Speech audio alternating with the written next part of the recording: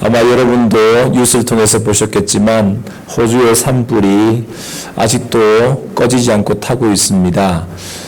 작년 9월부터 시작된 산불이 지금까지 5개월이 지났는데 아직도 타고 있는 것입니다.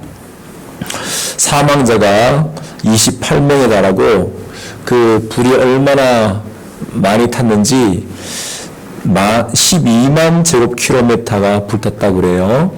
12만 제곱킬로미터가 얼마나 되는지 잘 모르시죠? 우리가 살고 있는 이 남한의 땅이 10만 340 제곱킬로미터입니다. 10만 340 제곱킬로미터. 그런데 지금 불탄 게 12만 제곱킬로미터입니다. 그러니까 우리 남한보다 더 넓은 땅이 불에 탔습니다. 10억 마리의 야생동물들이 떼기 죽음을 당했다고 그래요. 그리고 호주를 대표하는 코알라, 조그맣고 안정맞은 그 코알라가 3만 마리 이상 희생되어서 멸종설까지 나오고 있다고 합니다. 물론 캥거루도 마찬가지고요. 이번 사태의 직접적인 원인이 지구온난화와 이상기온이 있다고 합니다. 지금 BBC 방송에 따르면 이 호주에 우리가 겨울이면 호주는 반대로 여름입니다. 그래서 보통 12월부터 한 2월까지 해마다 산불은 났는데 이렇게 크게 오랫동안 난 적은 없다는 것이죠. 그런데 그것이 갈수록 점점 규모가 커지고 있다는 것입니다.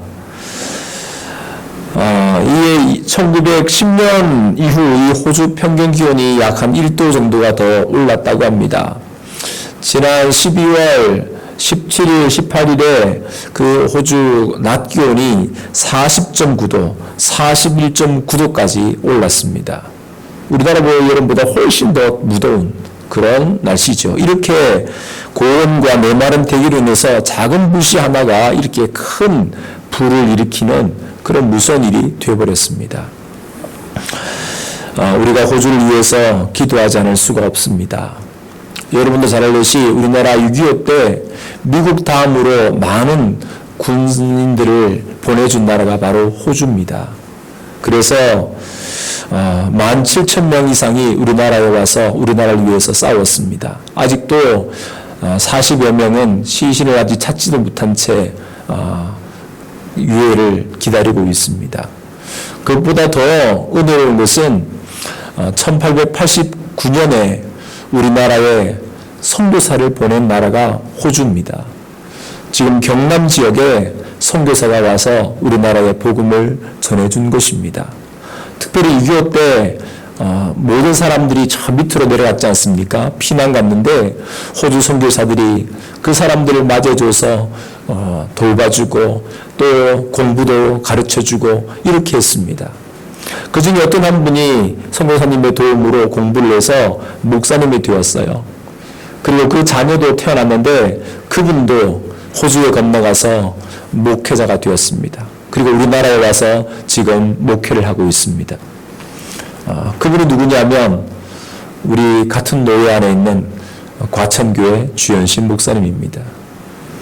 호주 선교사님의 도움으로 그 아버님께서 목회자가 되었고 자기가 호주에 건너와서 거기서 신학을 공부하고 목사 안수를 받고 지금은 과천교회에 와서 지금 사역을 하고 있습니다.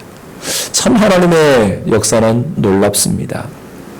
온 우주 만물을 창조하시고 모든 섭리를 하시는 하나님, 우리는 하나님을 더욱더 신뢰하지 않을 수가 없습니다. 때문에 우리가 일어나는 이 사건이 단순히 그냥 자연재해만이 아니라 그 속에 하나님께서 무엇을 말씀하시고 하시려고 하는가를 우리는 귀를 열어서 들어야 하는 것입니다. 들을 귀가 있는 사람은 주님의 말씀을 들으라고 우리에게 말씀하고 있습니다.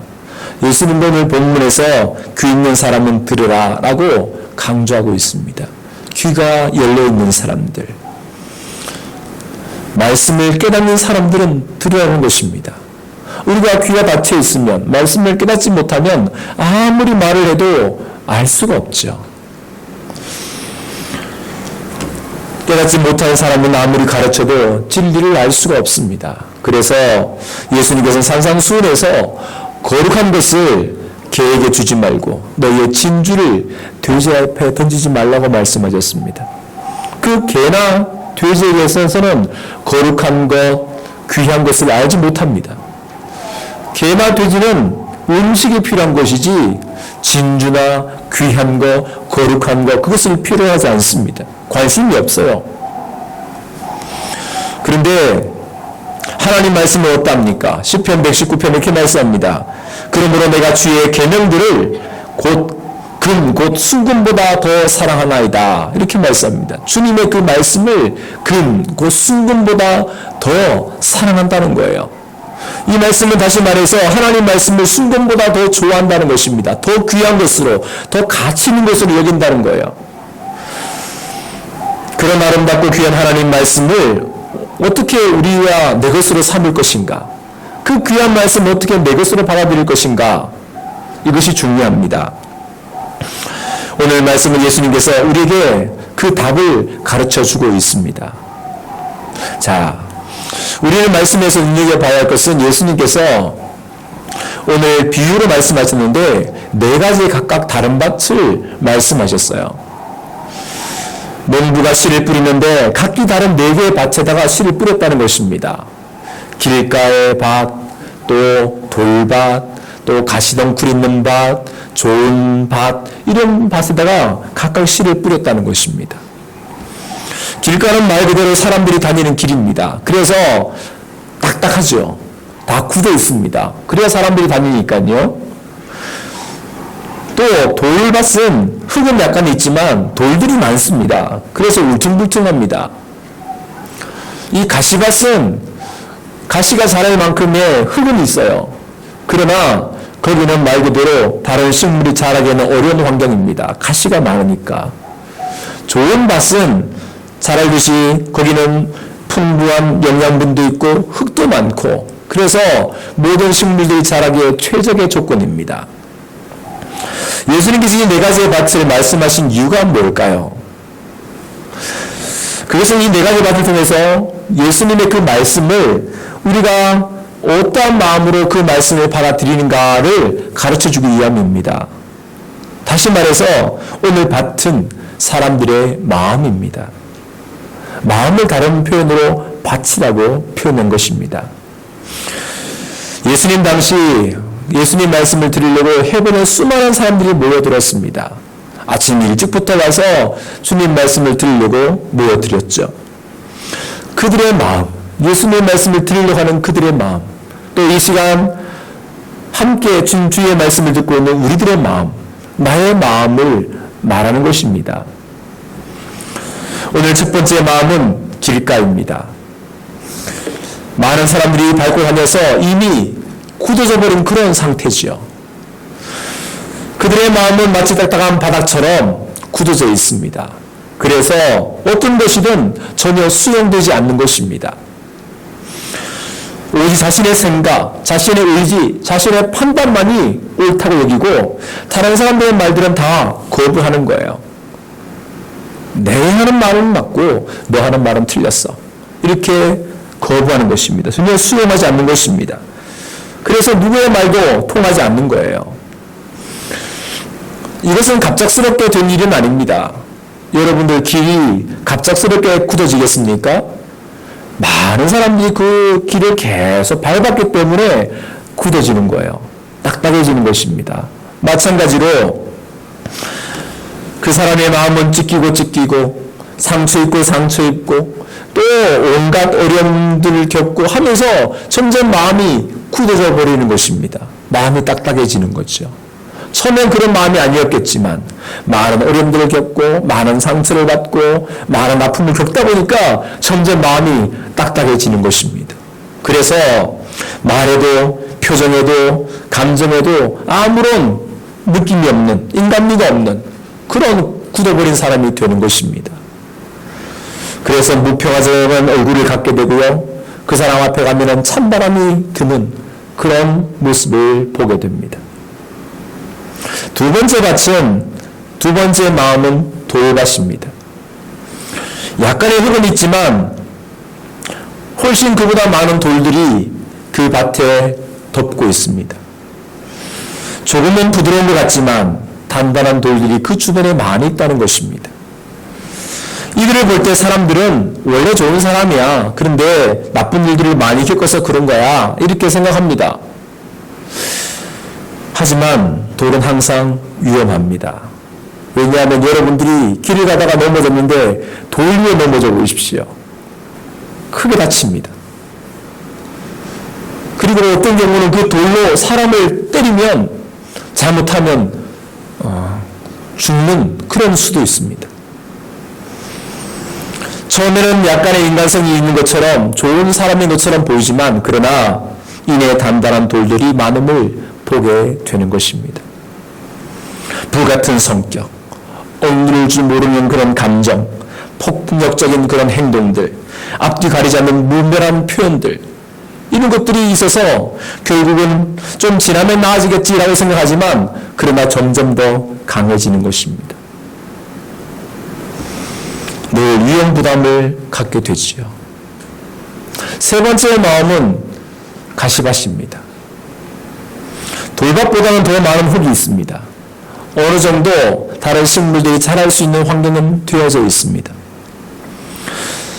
어느 정도 상대방이 자랄 수 있도록 허용하고 용납합니다. 그러나 그의 마음은 늘 경쟁의식과 선입견, 냉소, 비난, 또 질투심, 남을 짓누려는 의식, 자기 연민, 이런 것들이 가득합니다. 그래서 처음에는 상대에게 잘 대해줍니다. 따뜻하게 맞이해주고 좋은 관계를 맺는 것처럼 느껴집니다. 그러나 어느 순간이 되면 공격적인 자세를 취하게 되는 거예요. 그래서 자신의 주변에 있는 다른 사람들에게 많은 상처를 남기게 됩니다. 그뿐 아니라 본인 스스로도 상처를 받습니다. 자신보다 더 잘 되는 사람에 대해서 참지 못하고 불안해하고 어떤 방법을 사용해서라도 그를 끌어내리려고 합니다. 네 번째 마음은 좋은 땅입니다. 부드러운 마음과 수용성, 기쁨과 감사, 칭찬과 격려, 이런 것들이 사랑이 가득합니다. 그 마음은 언제나 따뜻하고 또 풍성해서 모두를 행복하게 합니다. 그 땅에 심겨진 모든 것들은 다 잘 자라게 됐지요. 그 가까이 있으면 모두가 즐겁고 기쁩니다. 야, 당신을 만나면 참 내가 편안하다. 당신을 만나면 참 내가 기쁘다. 이렇게 되지요. 항상 선한 웃음이 있고 온화한 미소로 사람들을 대합니다. 칭찬과 격려로 힘을 북돋아주고 배려와 권면으로 선한 영향력을 끼쳐줍니다. 자, 오늘 예수님 말씀을 듣고 있는 대부분의 유대인들의 사람들의 마음의 상태는 어떨까요? 지금 많은 사람이 예수님 말씀을 듣고 있는데 그들의 마음은 어떠했을까요? 그들은 오늘도 예수님 말씀을 들으려고 아침부터 달려온 사람입니다. 수많은 사람들이 몰려들었어요. 그런데 그들은 하나님 말씀에 대해서 닫혀있는 백성이라고 말씀합니다. 그들은 생물학적으로는 이스라엘 백성입니다. 하나님의 백성이라고 하는 칭호를 받습니다. 그러나 그들의 마음은 그렇지 못했습니다. 하나님 말씀을 들어도 깨닫지 못하고 하나님의 역사하심을 보면서도 그것을 믿지 못하고 있는 것입니다. 알지 못하고 있는 거예요. 왜 그러냐? 그 마음이 완악해졌기 때문입니다. 그들의 그 증거로 그들의 듣는 귀가 둔해졌고 보는 눈이 어두워졌다고 말씀합니다. 이 완악하다는 말은 헬라어로 파퀴노라는 말인데 이 말씀은 두껍게 하다, 살찌게 하다, 또 둔하게 하다, 마취시키다 이런 뜻이 있습니다. 이 무슨 말입니까? 마음이 두꺼워졌다는 거예요. 마음이 살쪘다는 것입니다. 마음이 마취가 되듯이 무뎌졌다는 것입니다. 이것이 곧 완악함입니다. 늘 마음이 이 가난하고 또 겸손하고 이렇게 해야 하나님의 은혜를 찾고 구할 텐데 마음이 살쪄서 하나님의 은혜에서는 구하지 않는다는 거예요. 하나님의 은혜를 그렇게 필요로 하지 않는 것입니다. 내 삶이 뭐 여유롭고 내가 아무 문제가 없고 내가 하나님이 다 잘 되고 어려움이 없으니 굳이 하나님의 은혜를 내가 구하고 찾고 할 필요가 없는 거죠. 이게 마음이 완악한 것입니다. 또 마취를 시키다듯이 마음이 굳어진 것을 말합니다. 마취를 맞으면 무감해지지 않습니까? 거긴 때려도 모르고 칼로 찌지도 모릅니다. 그게 무감각해진 것입니다. 죄를 죄로 여기지 않는 것입니다. 죄에 대해서 무감각해요. 내가 범죄를 해도 부끄럽지 않습니다. 하나님께 점점 멀리 있어도 말씀을 지키지 않아도 마음에 별로 부담감이 없어요. 이게 마취가 된 것이고요. 이게 바로 완악함입니다. 그 사람들의 마음이 어떠한가를 우리는 잘 알 수 없습니다. 완악한지 안악한지. 그러나 그의 태도를 보면 알 수 있습니다. 왜냐하면 예수님 말씀에 그 열매로 그 나무를 안다 그랬어요. 그 나무의 뿌리가 지금 실한지 충만한지 어떻게 알겠습니까? 안 보이는데? 그러나 열매를 보면 아는 거예요. 열매가 탐스럽게 잘 맺혀 있는지 아니면 열매가 막 썩어가고 쭈글쭈글하고 있는지 그 열매를 보면 상태를 안다 그랬어요. 우리의 마음이 완악한지 어떻게 압니까? 그의 태도를 보면 안다 라고 말씀하시는 거예요. 다시 말해서 그의 귀가 지금 하나님 말씀에 귀를 기르고 있는지 그의 눈이 얼마나 간절히 하나님 말씀을 찾고 있는지 바라보고 있는지를 보면 안다는 것입니다. 은혜를 사모하는 사람들의 귀는 열려 있습니다. 그래서 그 말씀에 집중을 하는 거예요. 한 말씀 한 말씀을 들으려고 집중합니다. 그들의 눈은 사모하여서 그 시선을 말씀에 고정시킵니다. 설교하는 사람의 설교자의 눈에 초점을 맞추는 거예요. 하지만 완악하게 되면 더 이상 말씀을 들으려고 하지 않습니다. 더 이상 말씀을 보거나 설교자를 보려고 하지 않습니다. 지금 예수님 말씀을 들으려고 모인 이 사람들의 영적 상태는 마치 길가처럼 또 돌밭처럼 가시밭처럼 그렇게 되어 있다는 것입니다. 완악하게 된 거예요. 겉으로는 예수님 앞에 와 있지만 그러나 그들의 마음은 그들의 눈은 그들의 귀는 예수님께 지금 맞춰 있지 않습니다. 그들에게서는 어떤 열매도 기대할 수가 없어요. 지금 그들에게는 전인적인 치유가 필요합니다. 눈을 열어서 예수님을 바로 볼 수 있어야 하고 귀를 열어서 예수님의 진리의 말씀을 잘 들을 수 있어야 하고 마음을 열어서 예수님의 그 모든 말씀들을 잘 깨달을 수 있어야 합니다. 자, 하지만 이 하나님 말씀에 대해서 열려있는 백성들이 있습니다. 누가 열려있는가? 바로 예수님의 제자들이에요. 예수님의 제자들. 너에게는 열려있다는 거예요. 왜? 그들은 예수님 말씀을 믿고 예수님을 따르고 있기 때문입니다. 그분이 메시아이신 것을, 그분이 구세주인 것을 그들은 믿고 따르고 있기 때문이에요. 바로 예수님의 부름을 받은 하나님의 백성이 된 저와 여러분들입니다. 이들에게는 천국의 비밀을 아는 것이 허락되었다고 말씀합니다. 그들은 진리의 말씀인 주님을 따르고 있기 때문입니다. 우리는 영생의 말씀이 주님께 있음을 믿기 때문에 이렇게 예수님이 참 진리가 되심을 믿고 따르고 이 시간에 와서 예배를 드리는 것입니다. 이제 이 각각의 마음이 예수님 말씀 어떻게 매치가 되는지 주님께서 설명해 주셨습니다. 우리가 조금 전에 네 개의 마음, 네 가지의 마음을 우리가 살펴봤어요. 우리가 어떤 마음인지는 잘 알 수 없지만 그러나 이 말씀과 이 마음이 어떠한 관계를 맺고 있는지 가르쳐 주셨습니다.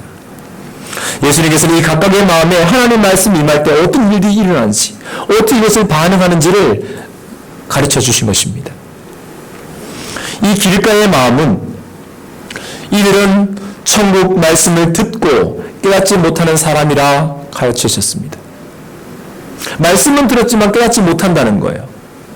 성령의 말씀을 듣고도 깨닫지 못했다면 그래서 결국은 악한 자가 와서 그 마음에 뿌려진 씨앗을 다 빼앗아간다고 말씀합니다.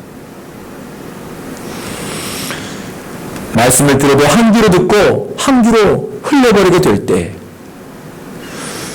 아무런 은혜를 받지 못하고 있을 때 딴 생각만 하다가 돌아갈 때 바로 이 길과 같은 마음을 가진 사람이 되는 것입니다. 여기에 몸은 앉았지만 그러나 생각은 다른 데 있는 거예요. 관심은 다른 데 있는 것입니다. 하나님 말씀을 알려고 하는 데는 별로 관심이 없는 거죠.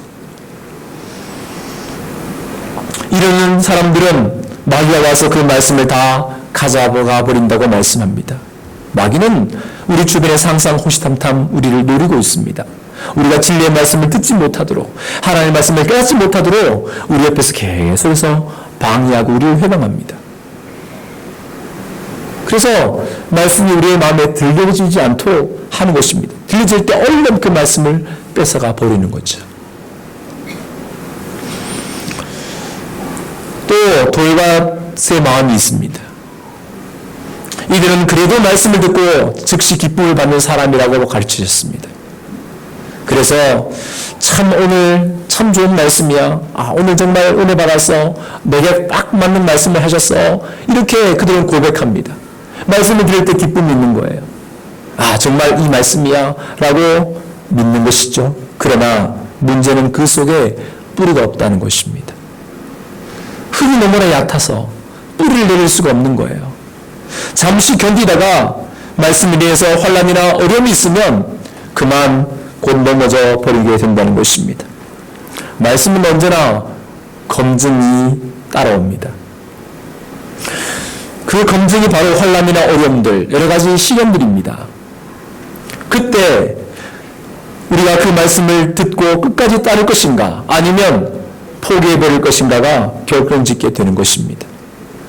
들은 말씀, 오늘의 말씀을 내가 그 말씀을 붙잡고 살 것인가? 그건 성경에서나 되는 이야기고, 그거는 믿음에 아주 좋은 사람들에 해당되는 것이고, 나는 별로 해당 안 되는 것 같아. 그런 마음을 갖게 되는 거예요. 그것은 아주 훌륭한 믿음의 사람들만 지킬 수 있는 것이고, 나같이 이제 예수 믿지 얼마 안 된 사람들, 나같이 신앙이 별로 안 된 사람들은 별로 지키지 않아도 될 거야. 이렇게 스스로가 포기해버리는 것입니다. 이렇게 포기하게 된다면 그는 돌밭 같은 사람이 되는 것입니다. 세 번째 마음은 가시밭의 마음입니다. 이런 말씀을 들었습니다. 그래서 뿌리도 내리고 어른도 자랍니다. 그러나 세상의 염려와 재물의 유혹에 말씀을 맡겨서 결실하지 못하는 사람이라고 가르쳤습니다. 이들은 신앙생활도 나름 합니다. 봉사도 합니다. 나는 내 믿음에 자란 것처럼 보입니다. 왜? 뿌리를 내리고 어른도 자라니까요.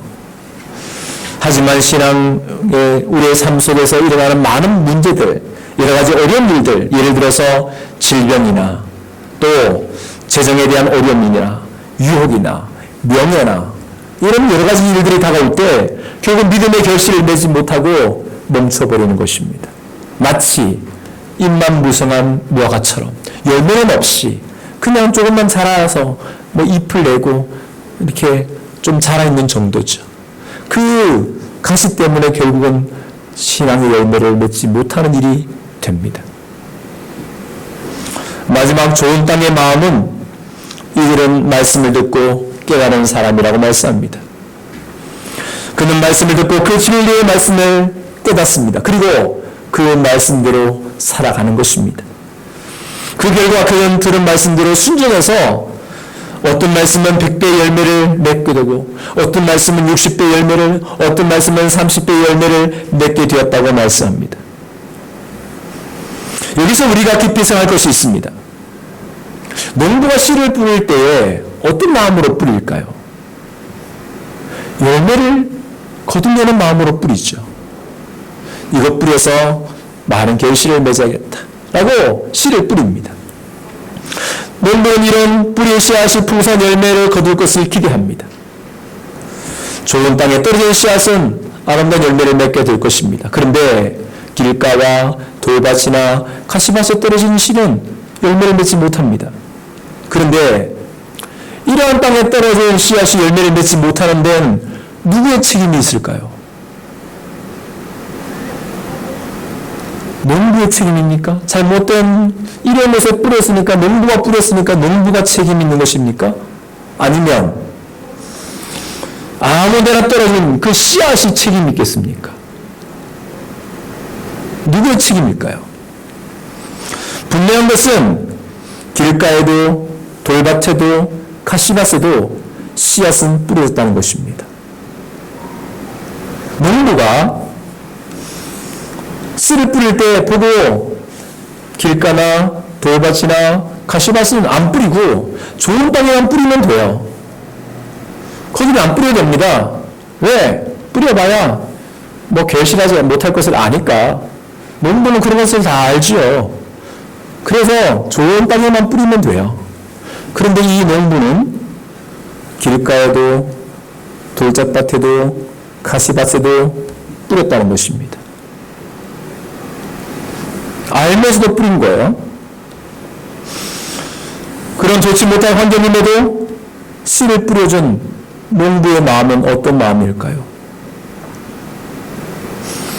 지금 나의 마음이 어떤 밭의 마음이든 간에 우리는 주님께서 생명의 말씀을 우리에게 뿌려주셨다는 것입니다.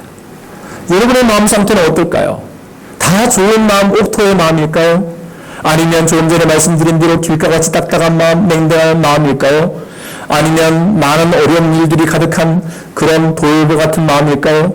아니면 수없이 많은 상처와 아픔들 겪고 여러 가지 염려와 근심 속에 있는 가시밭 같은 마음일까요? 그럼에도 불구하고 주님께서는 우리의 마음밭에 씨를 뿌려주셨다는 것입니다. 말씀의 씨앗을 뿌려주셨습니다. 감사한 일이에요. 그런 마음은 아예 배제하셔도 될 텐데 너 마음 아직 준비 안 됐어? 아니 내게는 뿌리고 싶지 않아. 그렇게 말씀하셔도 할 말이 없을 텐데 네, 그런 마음에도 씨를 뿌려주셨다는 것입니다. 그렇게 하면 우리가 해야 할 것은 아름다운 열매를 맺는 것이죠. 어떻게 하면 좋을까요? 그것은 간단합니다. 바로 말씀을 듣고 깨달은 대로 결실한 삶을 살면 되는 것입니다. 마음의 왕관을 버리고 눈을 열고 귀를 열어서 그 말씀을 듣고 그 말씀을 따라서 살아내면 되는 거예요. 내 마음의 밭을 좋은 땅으로 만들기 위해서 내가 스스로 그 길가와 같이 굳은 마음을 다 기경해서 갈아서 없지 않아도 내 안에 있는 수많은 돌들을 다 치우거나 내게 자라고 있는 수많은 가시들을 다 뽑아서 다 걷어낼 필요가 없는 거예요. 왜? 중요한 것은 말씀의 능력을 내가 믿는 것입니다. 말씀의 능력을 내가 믿는 거예요. 다시 말해서 그 말씀이 내 마음에 떨어질 때 주저없이 아멘으로 응답하고 그 믿음으로 살아가는 것입니다. 당장은 그 말씀이 이해가 안 되고 또 말씀이 힘들고 어렵고 여러 가지 유혹과 염려와 시험이 많다 할지라도 주님 말씀을 끝까지 신뢰하는 것입니다. 주님의 말씀은 살아있고 능력이 있어 우리의 심령, 우리의 생각, 우리의 삶을 변화시키는 말씀이에요. 좀 전에 우리가 구역 예배를 드리면서 우리 집사님 보고 잠깐 제가 일어나시라고 그랬어요. 집사님 잠깐만 일어나 주세요. 한번 해볼까요? 장모님 잠깐만 일어나 주세요. 네, 됐습니다. 앉으세요. 장모님 왜 일어났습니까? 제 말에 의해서 일어났죠. 저는 아무것도 아니에요. 포장거리 없습니다. 그냥 하나님 목사인데 그냥 목사가 말하니까 장모님이 일어나신 거예요. 인간의 말은 연약합니다. 그럼에도 불구하고 일어나셨어요. 하나님 말씀, 온 세상을 창조하신 하나님의 말씀, 온 우주 만물의 말씀 한마디로 창조하신 그 하나님의 말씀, 그 말씀이 선포될 때에 역사가 안 일어나겠습니까? 그 말씀이 우리의 마음밭에 떨어진다면 우리가 놀란 일들이 일어나지 않겠습니까? 사랑하는 성도 여러분, 내 마음을 기억해 주시고 내 문제들을 해결해 주시고 내 가시와 상처들을 처리해 주시는 그 말씀을 믿어야 하는 것입니다. 그래서 우리가 넉넉히 100배, 60배, 30배 열매를 맺도록 말씀이 나를 만들어 가시는 것입니다. 주님의 말씀은 얼마든지 열매를 맺게 하시는 힘이 있습니다. 믿으시기를 바랍니다. 내가 나를 변화시키는 것이 아니라 그 말씀이 나를 변화시켜 주시는 것입니다. 내가 나를 바꾸기 위해서 일을 쓰는 것이 아니라 그 말씀을 내 마음밭에 받아들일 때, 믿게 될 때, 그 말씀을 따르게 될 때 그 말씀이 나를 완전히 새로운 사람으로 만들어 주시는 것입니다. 말씀이 나를 변화시켜 주시는 거예요. 내가 나를 변화시키는 것이 아니라 하나님 말씀에 대한 믿음, 그 말씀의 능력을 내가 믿는 것입니다. 사랑하는 성도 여러분, 올 한해 우리의 마음밭에 주님 말씀이 떨어질 때에 그 말씀을 듣고 순종함으로 아름다운 결실을 맺게 되기를 바랍니다. 우리의 마음의 왕관을 버리고 우리의 귀를 열고 우리의 눈을 열어서 그 말씀에 집중하고 그 말씀을 따라 살아냄으로써 우리 모두가 놀라운 100배, 60배, 30배 결실을 맺는 우리 모두가 되십시다. 말씀이 변하고 말씀이 생명입니다. 한번 따라해 볼까요? 말씀이 변화이며 말씀이 생명이다. 한 번만 더. 말씀이 변화이며 말씀이 생명이다. 이 말씀을 믿는 우리 모두가 되십시다. 기도합니다. 오늘 오신 하나님, 우리의 마음밭이 어떠하든 우리에게 생명의 말씀을 뿌려주시니 감사합니다. 그 말씀의 능력을 믿는 저희 모두가 되게 하여 주시옵소서. 주님, 우리의 마음이 비록 길가와 같이 굳어 있고 돌밭과 같이 많은 아픔과 상처들이 있고 가시처럼 어려운 일이 있다 할지라도 주님께서 주시는 이 생명의 말씀을 통하여 우리 모두가 완악한 마음을 버리고 주의 말씀에 귀를 기리고 그 말씀을 바라봄으로 우리의 삶이 변화되어 아름다운 결실을 맺는 우리 모두가 되게 하여 주시옵소서. 그 놀라운 변화의 말씀을 우리 모두가 믿고 확신케 하여 주시옵소서. 예수님 이름으로 기도드리옵나이다.